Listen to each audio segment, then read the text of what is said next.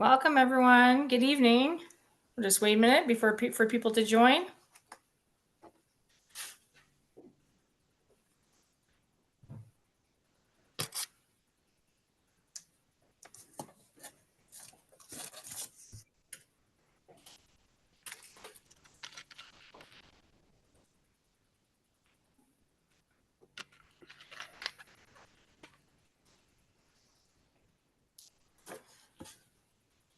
Hello, everyone. Good evening. Welcome.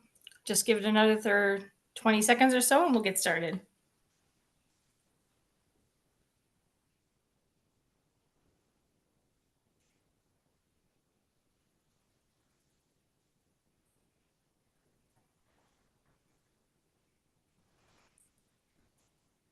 All right, let's get this ball rolling. My name is Carrie Clancy. I'm the consultant for the Ottawa Catholic School Board. Thank you for joining tonight. We have Ottawa Catholic, Ottawa Public, Peel, and Durham students all here. Super warm welcome to Jeff Thorman. If anybody does not know Jeff, he is a phenomenal contractor. He's been in this business for over 25 years, started the Home Renovision DIY on YouTube. And looks to do home renovations that are affordable and accessible to all people who are watching, teaching them skills, helping build their product knowledge, and giving them trade secrets and tips along the way. I've watched several of your videos. You're truly interesting to watch. You have an infectious laughter and super witty and really just a general humble guy. So super grateful that you are here tonight. I really appreciate it. And we'd love to hear your journey and how you got here today. Thanks for coming, Jeff, and having us. My pleasure, Carrie. Thanks for the intro. My goodness. Well, guys, I guess you're all here trying to figure out what the heck you want to do with the rest of your life, right? I've been there. When I was in high school, actually, my dream was to become a thoracic surgeon. And that's because of Harrison Ford in a movie. I didn't even know what it meant at the time, but it sounded pretty darn sexy. So here's the deal. Senior year of high school, found out I was going to be a father.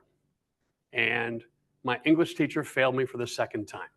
So I wasn't going to get my grade 12 education. So I had to find another plan. I grew up renovating houses with my family back in the 80s. There was such a thing as a capital gains exemption tax. And for anybody here who's studying financial, understand that you can actually make money where you live and not have to pay income tax. So my father was exhausting that at every turn, turned me and my brothers into free labor. And we spent all of our childhood living in dust and renovating houses.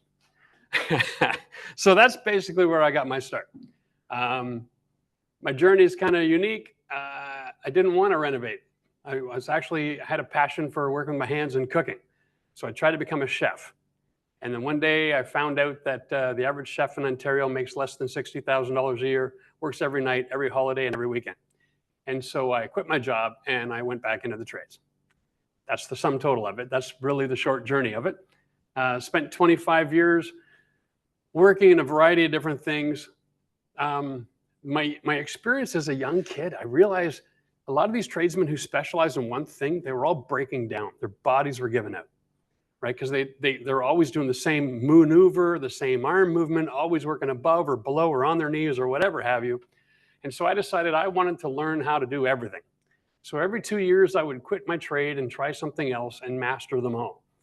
And as a result, I ended up in a place where I was proficient in a lot of different things. I started my own company. And when I was about 30 years old, I started doing specifically bathroom remodeling and real custom work, right? So I do one project at a time, make my customers happy. I would win awards. It was lovely. Life was good.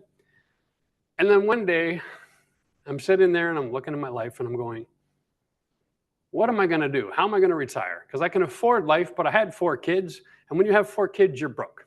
That's just the way she goes, right? They will find a way to suck every last living dollar out of you. And one of my sons said to me, he goes, you know, Dad, you should try the YouTube thing. And so then became the journey of, well, what is YouTube? How is that a business model? So what happened is I ended up contacting a videographer friend of our family, one of my daughter's friends from high school. He went through college, became a videographer. And I called up Max and I said, Max, I want to hire you to video some of my projects that I'm doing. The whole world has got a, at the time it was the cutting edge. We all had web pages for our business. Ooh, and everybody would post a picture that they stole off the internet to promote how good of a contractor they were. And so I was like, well, what if we did video? We could actually differentiate ourselves a little bit, and people would know that I actually did the job. So he came out and he worked with me for a few projects, way too cheap. And then Max was invoicing me, and I could only pay an invoice. That's just business law. I said, Max, you're too cheap. You got to fix this. He goes, no worries. I'm just getting started. And he gave me the offer to act in one of his movies that he was going to produce as a young director in Canada. Oh my goodness. So I said yes, and I spent the entire summer, every day after work, going on location and filming this movie for him for 6 months.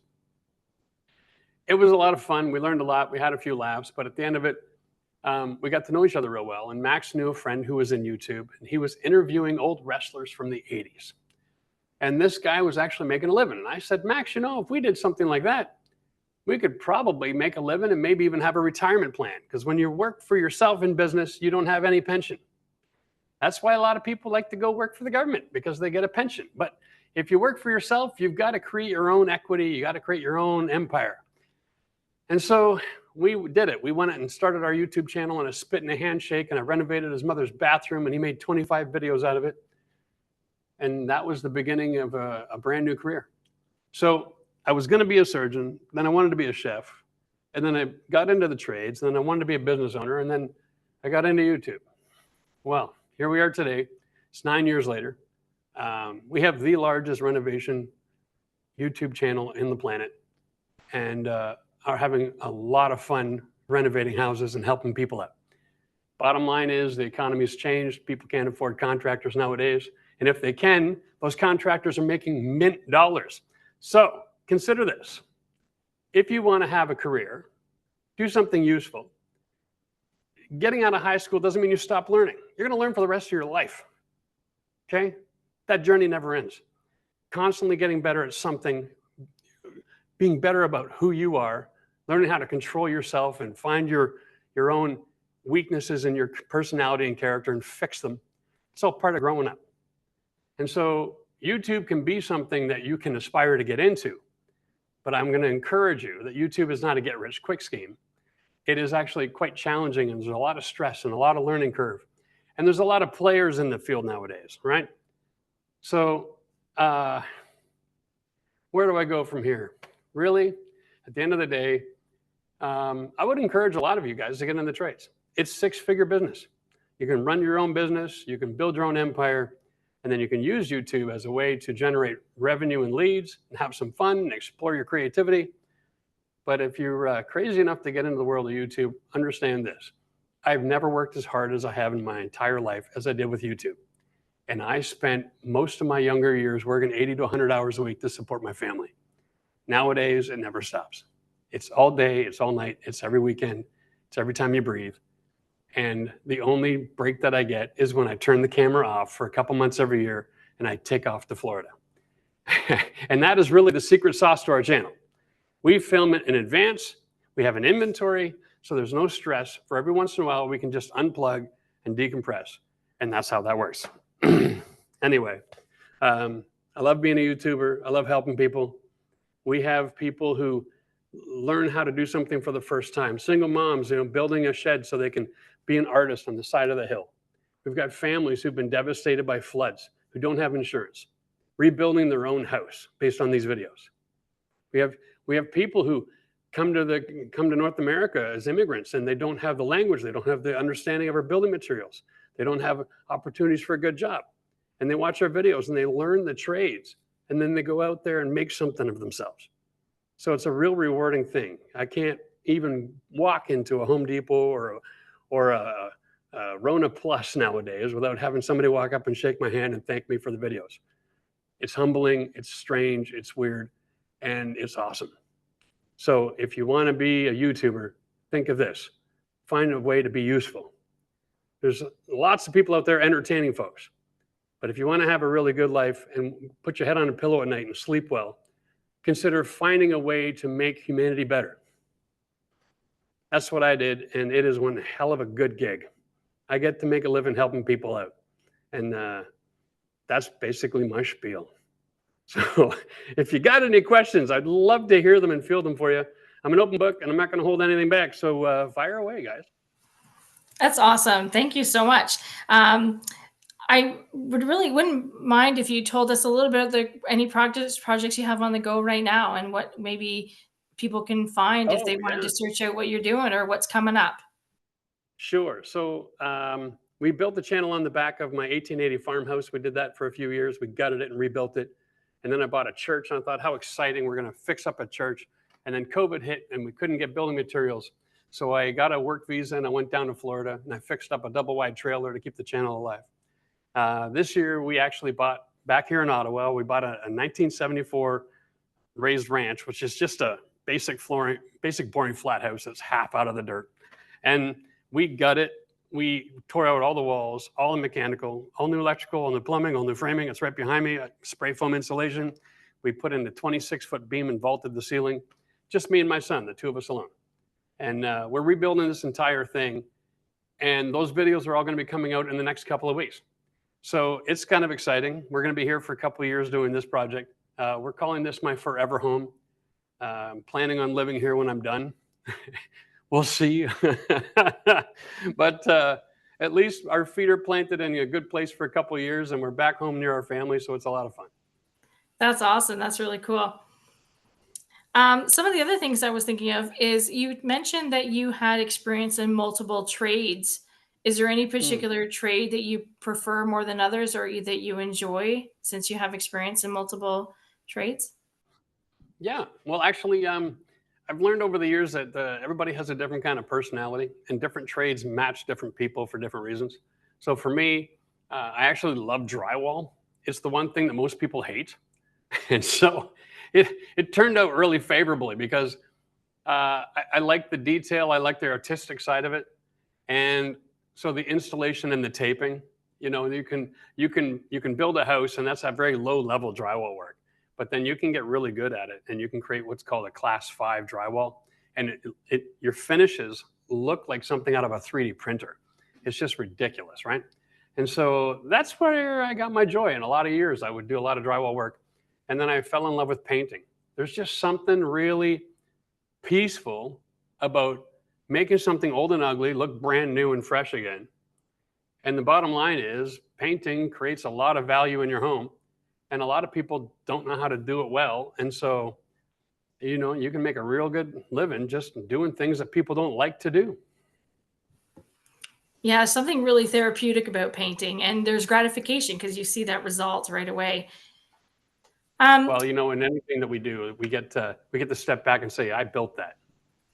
And that is a lot of fun. There's not a lot of jobs you can do that. You can't see the result of your effort, right? Yeah.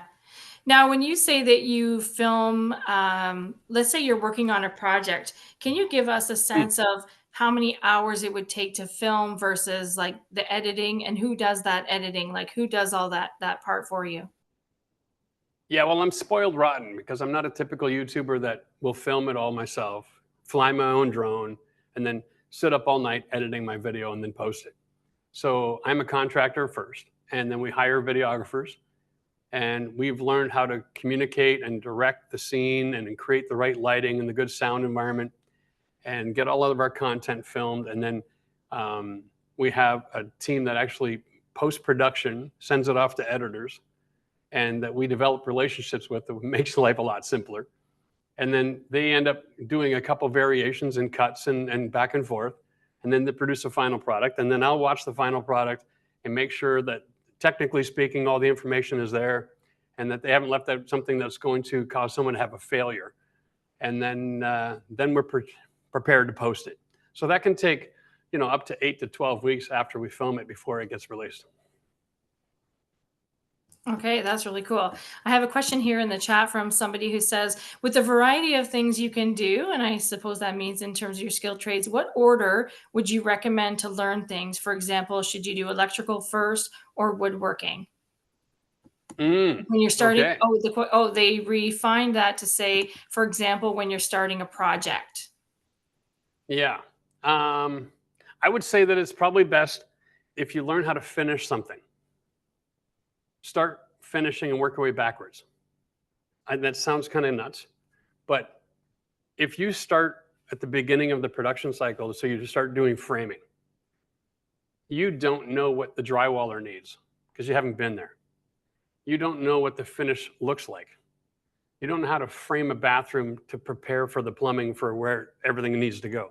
So if you start at the end and you start painting first, and then you work your way back through the production cycle, so you can do painting and then flooring and then get into tile work, and then you can get into drywall work, and then you can learn how to frame, and then you can worry about learning plumbing and electrical. That's a great order because we teach people on our channel know the end from the beginning. So if you've never been to the end of a project, you don't know what you're doing when you start. And now all that does is create a whole lot of extra work. So people are always going back and fixing mistakes or fixing a lack of understanding from previous trades or previous workers. And it's just nicer to be able to know how to finish a project and then work your way back through the list. That's a really good idea. That's great thoughts. Thanks so much. And that person The said, other thank you thing very much. is the finishing work, Gary, it doesn't require a licensed trade. So you can learn how to paint as a professional without having to take schooling and pay for classes and do the in-class work. And that'll only take about a year or so. And then you can learn how to do the drywall and the flooring. And you can learn all that in 5 years. You can learn all the finishing steps. And then you can say, okay, do I want to get into the HVAC, or do I want to be an electrician or a plumber? Do I want to be a framer or a finish carpenter, get into woodworking? All those options are there, but taking a few years to understand all the different skill sets and be on a bunch of different variety of job sites, it's a really great way to find out what's going to fit for you. Very true. Thank you. What I really appreciated is that, when you were thinking about you sitting there in a grade 12 class and faced with, being soon to be a father, I respect the fact that you had resilience when faced with a challenge or faced with, a different life circumstance and deciding where you're going to take things. And all along your career, you've been open to try new things. And I think that's a really positive message for students to, know that our pathway is not necessarily always what we think it might be. It can take changes and we can steer our courses of action. But as long as you, like you said, continue to keep learning after high school, I think it's really, really important. When you think about students now who are in grade 10, 11, 12, and not sure what they want to do or what, if high school is even for them, or what courses they should be taking, is there anything that you can think looking back on that was beneficial to learn in high school, or advice for students in terms of for high school, any advice? Wow. Yeah. Get some work experience, right? I mean, what you're going to learn is when you get a job is that there are probably 20 more different personality types than the people that you hang out with. When you're in high school, you tend to group together according to people who have very similar likes and people with the same personality types, right? You're not forced into a lot of conflict. You kind of migrate into things that are easier to handle and digest socially. And so all of your friends will have the same interests and do the same things, and that's easy. But out in the workforce, you're going to be forced to be in a room with people who all are much different than you. And those experiences are going to help shape who you are. So get that work experience, and then realize that life is just a series of new adventures and new learning curves and new experiences. It never, ever, ever ends. And so if you want to ever get to the pinnacle of your career, you're going to have to, A, know how to get along with everybody, right? And you're not going to find that in school. You're going to find it in the workforce. And B, you're going to find out that you might have a passion today that can't be realized, right? My second daughter wanted to be a musician. Well, we encouraged that. She was she was encouraged to go down and join a music school, one of the judges from Canadian Idol back in the day. So we took her down to Toronto, we got her a job, we got her apartment, we moved her in one weekend, and she chased her dream. And what she found after 4 years is that the music industry is not a very healthy place to be. And so she decided to go back to school. But your career path is going to change. I'll guarantee it. Not anybody starts out and goes, I want to do one thing, and then they end up in that one thing. Nowadays, you're going to find that everybody starts out doing something, and you should. Don't sit down and wait until you figure it out. You'll never figure it out, right? It's the old thing, if you're like a ship, you gotta leave. You gotta hit the water, find the wind, and see where it takes you. So don't be afraid to try new things and explore. the world is not that scary while you're learning. The world is scary if you're sitting still and not doing anything, and then you don't have any future, and that'll tear the hell out of you. I mean, my goodness. Absolutely. And when you talk about the success of your YouTube channel, for people who have not viewed, it's called Renovision. How many, like when you say it's worldwide, how many, do you know how many countries? Do you know how many hits, how many followers, how many videos you have? Any Yeah, stats? we're in every country except China because they have their own internet. we we are at 3.3 million subscribers. We do approximately 20 million views a month. Majority of that is long format content where we're teaching people trades and projects and skills that they can actually apply to their own house. It's quite something. I mean, when we got started, our main goal was there wasn't a lot of competition. Most people on YouTube back in the early days were there creating entertainment content. And so we moved into the education space. That was unique. And because there was education available on TV, those main media sources like HGTV, they didn't want to have anything to do with YouTube because it was a competing medium.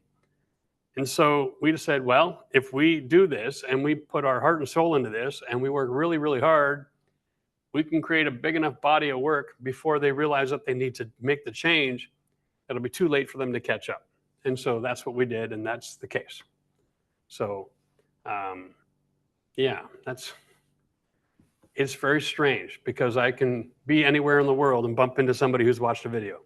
I was on a cruise last year and we popped into, where were we? We're in Dominican Republic. We're walking down the street in Dominican Republic and a lady shouts out from down the street behind me.